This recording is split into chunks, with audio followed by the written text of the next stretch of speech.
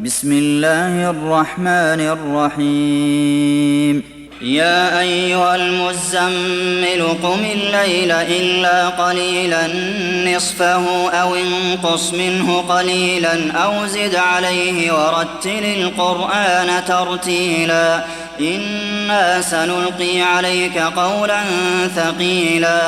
إن ناشئة الليل هي أشد وطئا وأقوم قيلا إن لك في النهار سبحا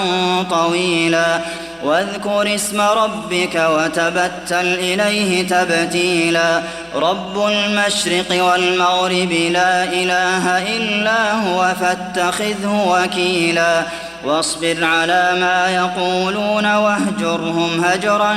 جميلا وذرني والمكذبين أولي النعمة ومهلهم قليلا إن لدينا أنكالا وجحيما وطعاما ذا غصة وعذابا أليما يوم ترجف الأرض والجبال وكانت الجبال كثيبا مهيلا إنا أرسلنا إليكم رسولا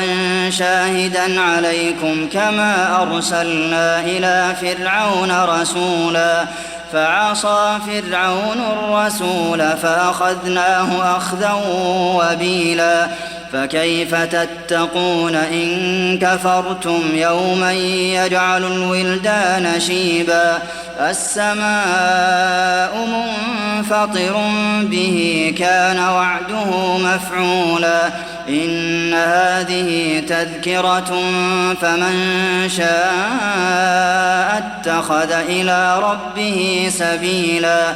إن ربك يعلم أنك تقوم أدنى من ثلثي الليل ونصفه وثلثه وطائفة